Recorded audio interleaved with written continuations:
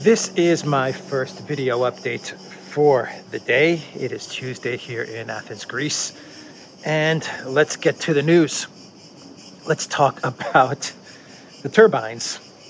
Those turbines. We have another turbine for Nord Stream 1 that has now been taken offline. This is the second turbine now that will be out of commission and will result in a 10-day maintenance, and will mean that gas flow via Nord Stream 1 to Europe, specifically to Germany, will be reduced from 40% now to 20%. So yesterday we got the news, and I reported on this in my second video update, that the documentation for the first turbine, the one that was kind of stuck in this sanctions debacle between Canada and Germany and Siemens. Yeah, that turbine, actually finally made its way to Russia, and Gazprom was asking for the paperwork so that they could put that turbine into use. And yesterday they finally got the documentation and the paperwork, and everything seemed like it was a-okay. And the 40% gas flow was going to now get ramped up to 100% because they got the turbine in place, they got the documentation that they needed, and it looked like this, like a 2-month process, this 2-month debacle with this turbine in Canada and Germany had been resolved, and that was that. And the EU, they were kind of breathing a sigh of relief, right? Whew, we have dodged a bullet, haven't we? But not so fast, because as that turbine was fixed and the EU was celebrating the fact that gas would begin to flow via Nord Stream 1, we got the news that a turbine at the Portavaia station, I believe it's called. Is it the Portavaia? I'll pull it up. But another turbine was in need of maintenance. And God. And now the gas, the Portavaia compressor station. And now the gas flow from Nord Stream 1 was not going to go from 40% to say 60, 80, 100%. It was going to go from 40% to 20% because they need to fix this turbine. Let's see. Russian energy major Gazprom will stop the operation of a second Siemens turbine, the company announced on Monday. As a result, supply through the Nord Stream 1 pipeline will not exceed 33 million cubic meters per day from July 27th, Business Daily Kommersant has reported, corresponding to 20% of the pipeline's capacity. Gazprom says the decision to switch off the turbine was made based on its technical condition and the fact that it's due for an overhaul. According to an earlier report by Kommersant, several of the 9 turbines at Portavaia compressor station are in need of repair. The paper notes that Gazprom has not yet authorized further repairs and that one turbine took about 3 months to overhaul.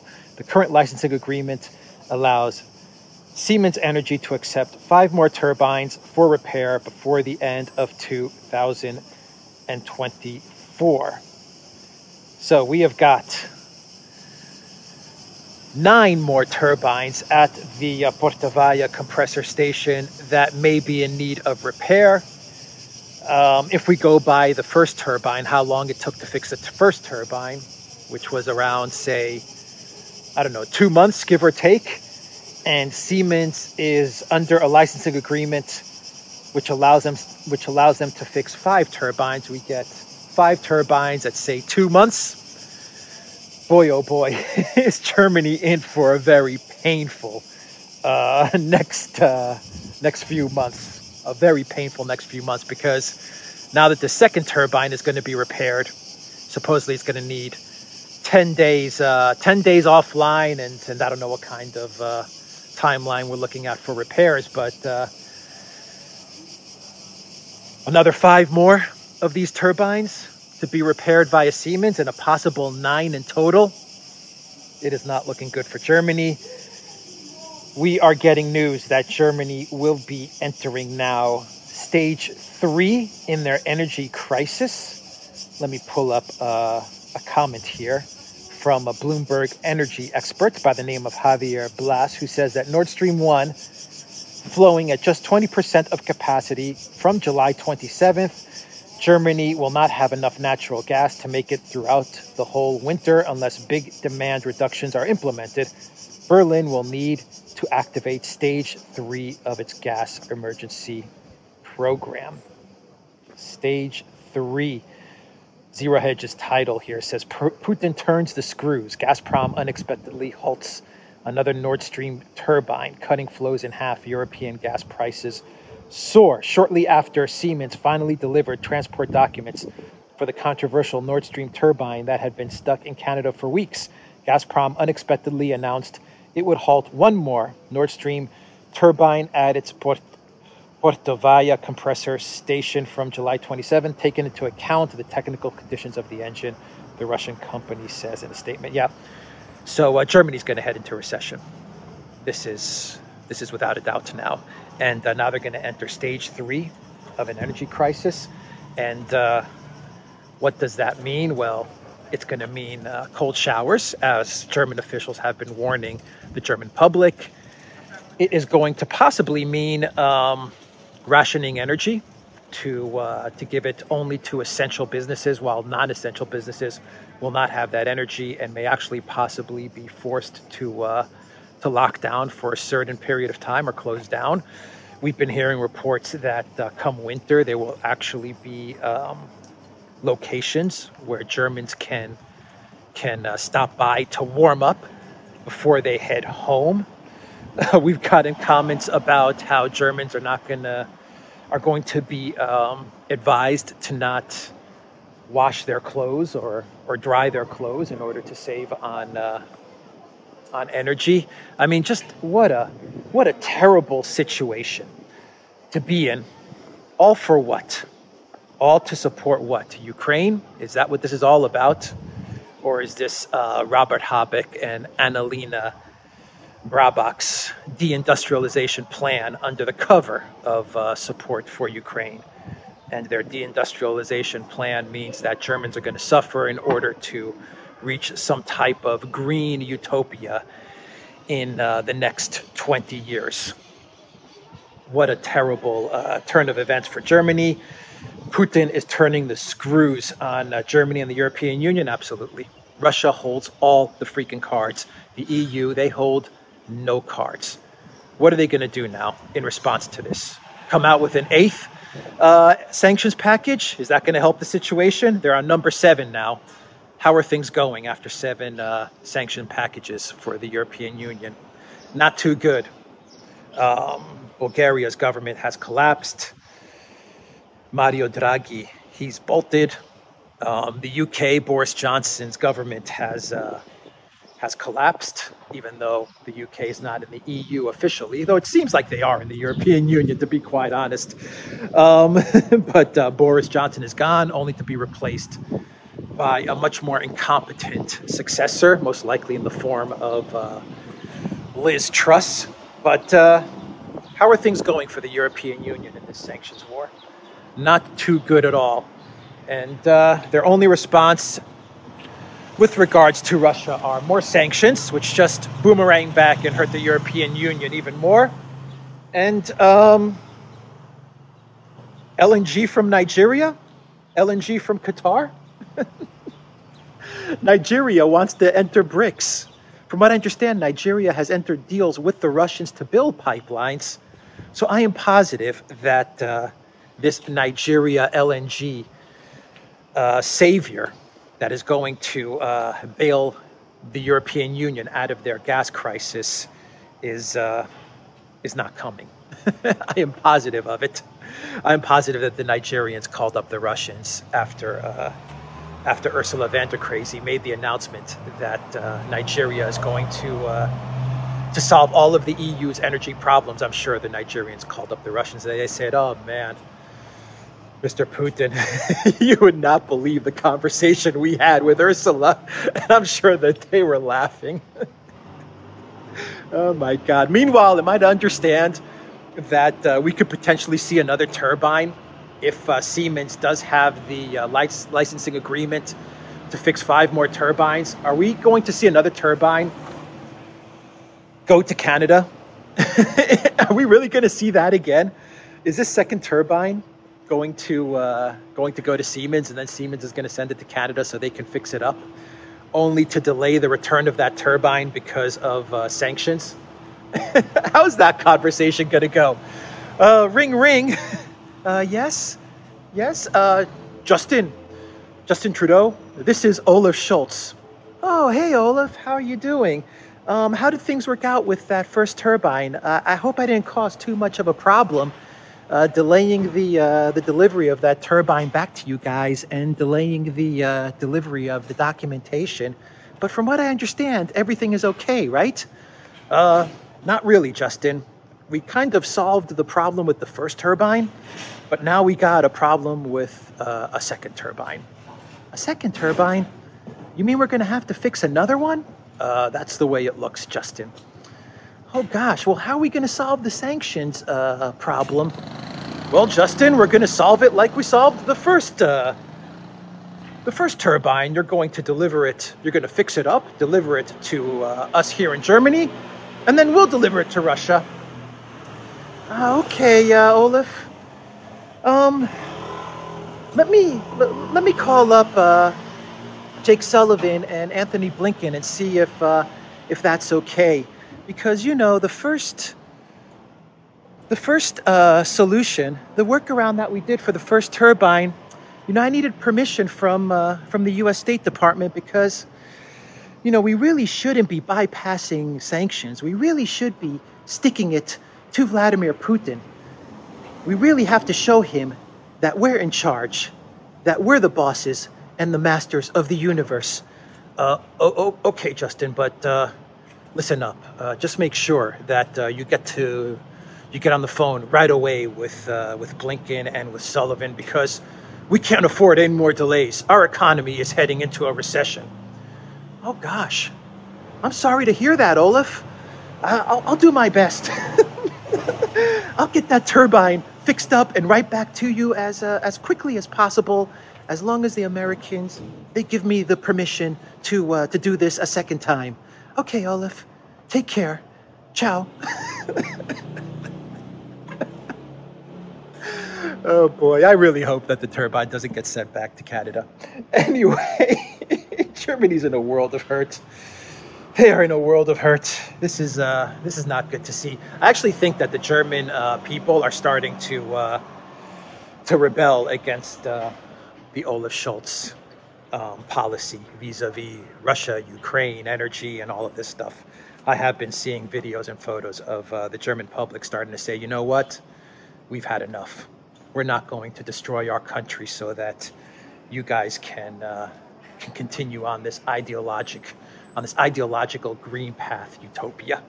So, speaking about Justin Trudeau, we've got news that the Trudeau government plans to slash Canadian fertilizer in much the same way that the Netherlands kind of moved to slash fertilizer and decrease nitrogen and all of these things with regards to the farmers. That led to all of these protests and the eventual closing down of something like 50% of the farms in the Netherlands.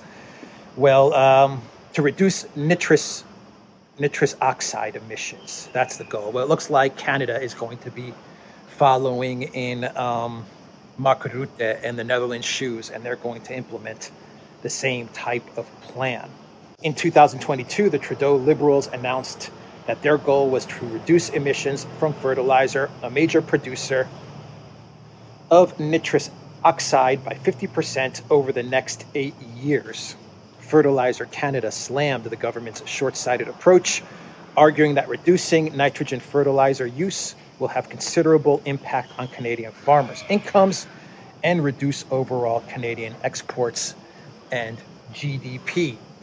So it looks like the two graduates of the Klaus Schwab WEF school are coordinating, are working together to destroy their farmers, destroy their economies, confiscate the farmlands, all under the guise of reducing nitrogen, nitrous oxide, and fertilizer. It didn't really work out too well. The banning of fertilizer did not work out too well for Sri Lanka.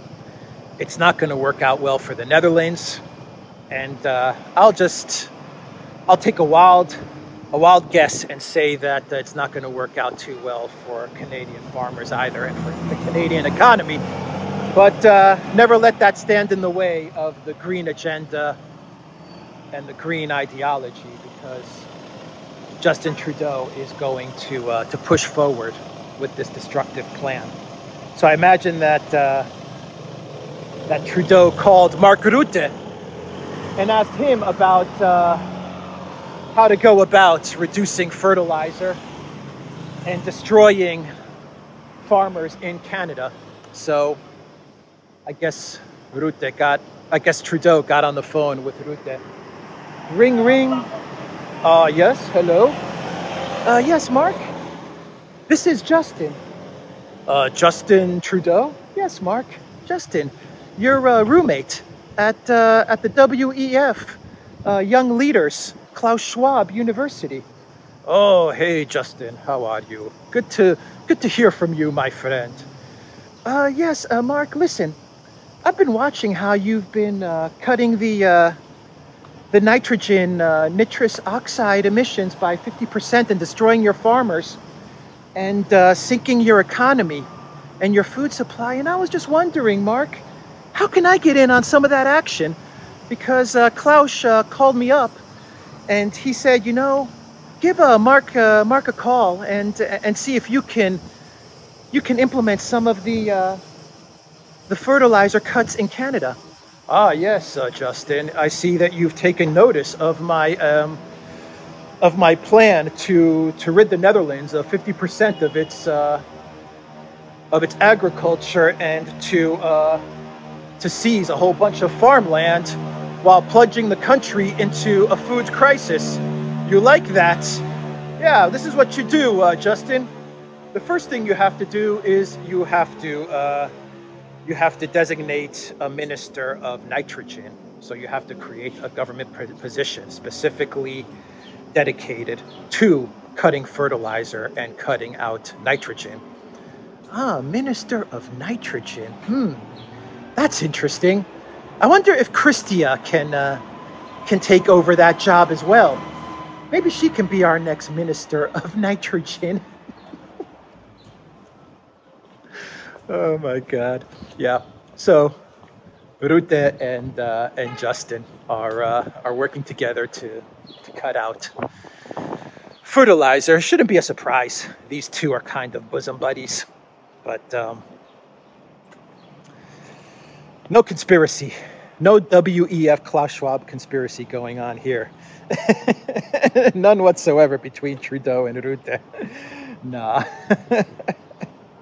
Oh boy. So Rishi Sunak is copying the American "China is our greatest enemy" line, and he came out with some statements the other day as he's campaigning to edge out Liz Truss and become the next Prime Minister of the UK. And let me read you what Sunak said, because he just pretty much copies exactly what the United States said just yesterday. It's pretty incredible to see how the UK politicians just mimic the American politicians. Where's your backbone? Where's your sovereignty, Mr. Sunak? Former UK Chancellor Rishi Sunak launched a broadside against China on Monday, pledging to face down Beijing should it become... That was a loud truck. Let me read that again. Former UK Chancellor Rishi Sunak launched a broadside against China on Monday, pledging to face down Beijing should he become Britain's next Prime Minister. The Asian giant represents the largest threat to the UK and to global security and prosperity as a whole, Sunak claimed.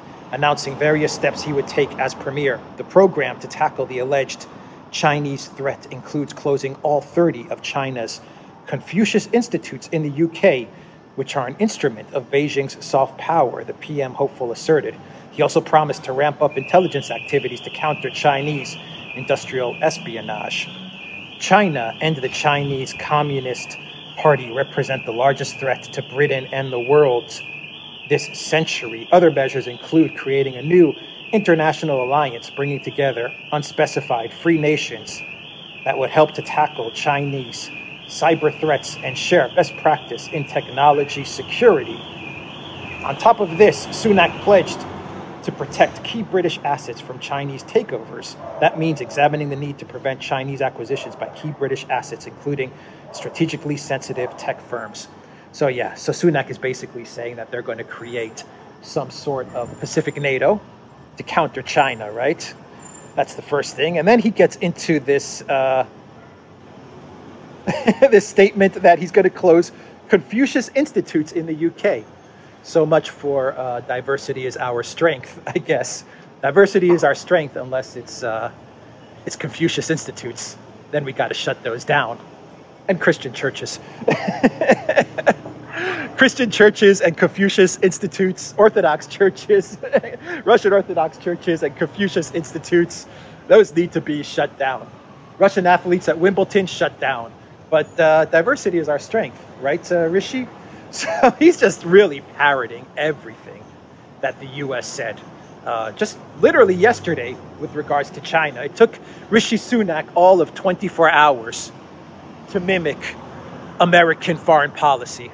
Is that what you really want in a prime minister? Then again, on the flip side, is Liz Truss going to be any better? No. So boy, talk about a terrible choice that awaits the United Kingdom. What a terrible freaking choice. So let's wrap up the, oh no, let's not wrap up the video with the clown show yet. With the clown world, a clown show. Let's not wrap up the video with the clown world yet. Let's do one more story. And this has to do with a blacklist from the Ukraine government.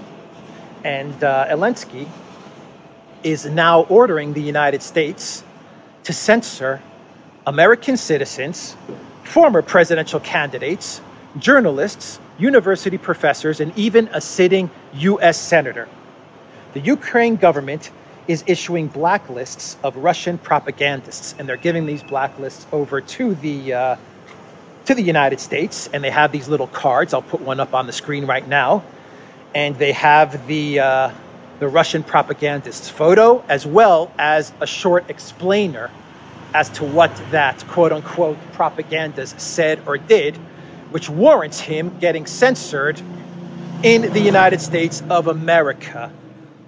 The Ukraine government is actually dictating to the U.S. government who they should censor.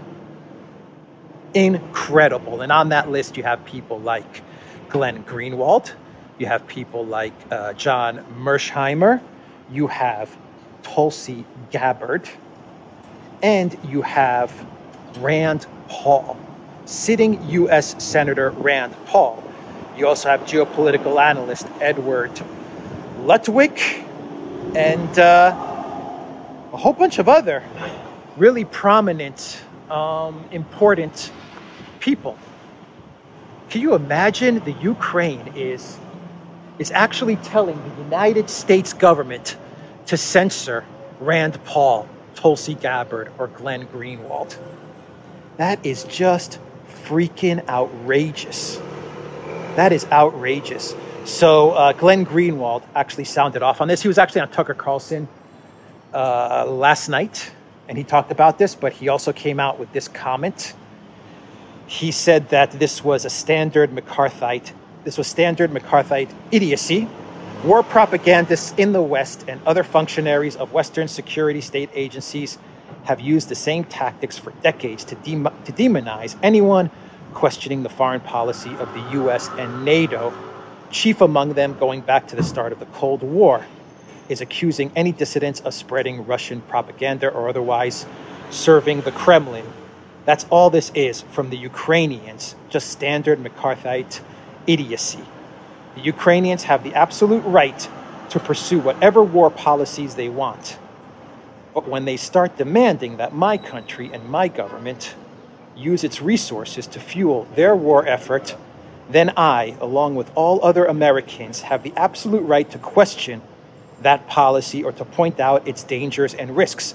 I don't care at all about Ukraine's attempts to shut down debate in our country by smearing journalists and politicians who are questioning U.S. NATO policy as being Russian propagandists. That tactic is as inconsequential as it is cheap, tawdry, and discredited. Wow. So that is Glenn Greenwald's comments to the fact that he has been targeted by the Elensky government to be censored, not in Ukraine, but in the United States. That should be my clown world. But this is going to be my clown world. This is a great one coming from Joe Bidenopoulos, Greece's favorite son. So Biden and his social media team of 70, sent out a tweet with regards to gas prices. And the tweet reads, "For American families looking for a little more breathing room, these savings matter." And I'm going to put the image that they created. This is a staff of 70 at the White House, social media staff of 70 people. They created this image, which kind of shows the cost savings that Americans are so lucky to have because of the Biden White House, right? $35 less per month for one Peson, or $70 less per month for a family with 2 cars. Let me read that again. At current prices, the average driver will spend $35 less per month for one Peson, or $70 less per month for a family with 2 cars than they would if gas prices stayed at their peak. So Biden is doing us all a favor. He's doing every American a favor by ensuring that if you have 2 cars, you're going to pay $70 less per month. And if you're just one Peson, not one man, not one woman, not one person, but if you're one Peson, you're going to pay $35 less per month.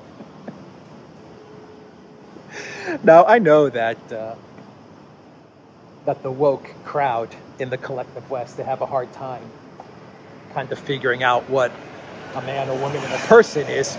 But a Peson? I don't know. That's a new one. So the good news is that for all Americans that are that identify as Pesons, you're going to be saving $35 per month because of Biden's incredible cost-saving energy policy. Never mind the fact that it's the Biden administration over the past 2 years that has driven the price of gas to where it is. Just forget about all of that. He's going to save a family $70 bucks a month, and he's going to save a Peson $35 a month. A staff of 70. He has 70 people, and not one person saw this typo. Can this Bidenopoulos White House do anything right? I mean, that's a serious question.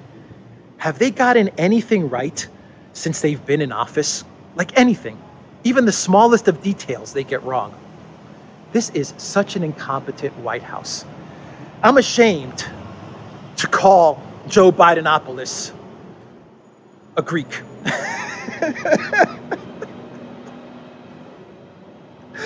Oh boy.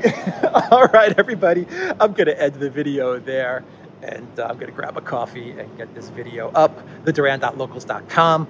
Go to the Duran shop, 10% off. Use the code GOODDAY. Check out Alexander's channel. He's doing great analysis. Check out the Duran's channel. Me and Alexander are doing pretty good analysis as well. And look for me on Rumble, ODYSEE, BitChute, and Telegram.